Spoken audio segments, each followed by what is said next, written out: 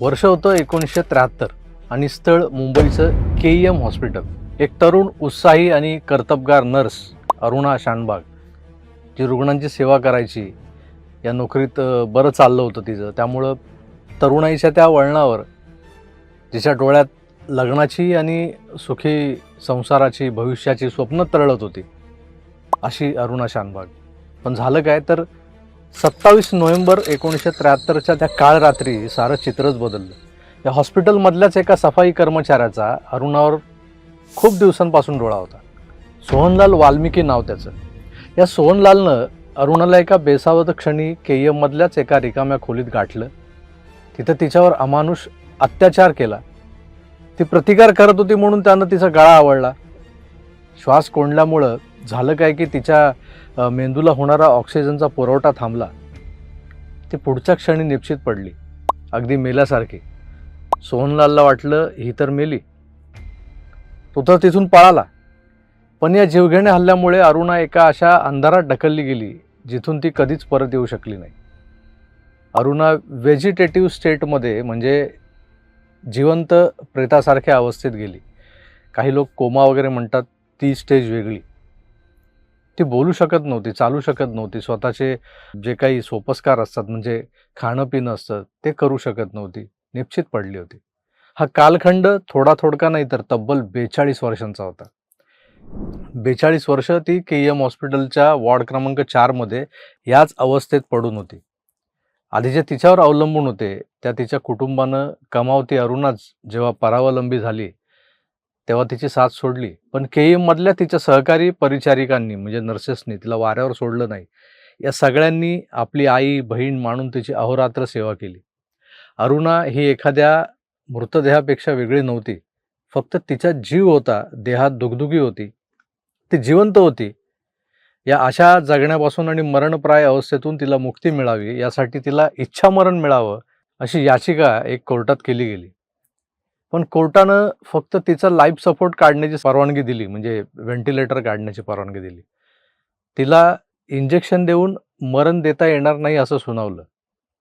सरतेशेवटी 18 मे 2015ला वयाच्या 66व्या वर्षी निमोनियाचं कारण झालं आणि अरुणाने या जगाचा निरोप घेतला. आणि तिची 42 वर्षांची ती जी वेदना होती ना, ती वेदना संपली एकदाची. आज 11 वर्ष झाली अरुणा शानबाग प्रकरणावर पडदा पडलाय. तरी मी आज यावर का बोलतोय तर हे घडलं त्या KEM हॉस्पिटलला कुणीतरी चिंधी हे असं नवीन विशेषण दिलंय. महाराष्ट्रच काय तर या देशभरातून हजारो पेशंट या मुंबई महानगरपालिकेच्या रुग्णालयात उपचारार्थ येतात आणि काही स्वस्तात तर कधी फुकटात घेऊन बरे होऊनही जातात. अनेकांचं जीव वाचवणारं हे KEM हॉस्पिटल आणि त्यालाच संलग्न असलेलं KEM वैद्यकीय महाविद्यालय. लाखो करोडो कुटुंबाचे आशीर्वाद या शासकीय रुग्णालयाला लाभलेले आहेत. इथंच शिकलेल्या, या मेडिकल कॉलेजमध्ये शिकलेल्या, इथंच इंटर्नशिप करणाऱ्या अनेक शिकाऊ डॉक्टर्सना पुढे जगप्रसिद्ध सर्जन वगैरे होताना आपण पाहिलंय. त्या महाविद्यालयात आरक्षणाच्या जोरावर मिळालेलं मेडिकलचं ॲडमिशन आणि जनसामान्यांच्या कररूपी पैशांवर दिलं जाणारं शिक्षण घेऊन भविष्यात डॉक्टर बनायला निघालेली एक आरक्षणाच्या लाभार्थ्यांची लेक, जी तोकडे कपडे घालून लाखोंचा मोबाईल हातात मिरवत रात्रीच्या रंगीन मुंबईत नको ती थेरं करताना या अभ्यासक्रमातल्या डिसेक्शन सारख्या विषयात चाचा का छोटा था सारखे उद्योग करते. बरं, हे जिथं शिकून तिला डॉक्टर व्हायचं आहे त्या कॉलेजात आपली पात्रता नसताना आरक्षणाच्या जोरावर घुसलोय आपण. तुमच्यासारख्यांना सामावून घेतलंय ही त्या कॉलेजची मेहरबानी. पण त्याच कॉलेजला ही बाया चिंधी बोलते. मेरा कॉलेज चिंधी आहे. काय माहिती आहे हो हिला KEM म्हणजे काय आहे? दक्षिण मुंबईत राहणाऱ्या मराठी माणसाला विचारा, गिरगावातल्या, खेतवाडीतल्या, लालबाग परळ गिरण गावातल्या कुठल्याही मराठी माणसाला विचारा KEM म्हणजे काय. तो सांगेल तुम्हाला KEM म्हणजे काय. त्याच्या खिशात केस पेपर काढायला लागणारे 5-10 रुपये पण नसतात. मला आठवतंय मी जेव्हा गेलो होतो KEM मध्ये तेव्हा 2 रुपये लागायचे, शुल्क होतं ते केस पेपरचं. तेही नव्हतं बऱ्याच लोकांच्या इथे.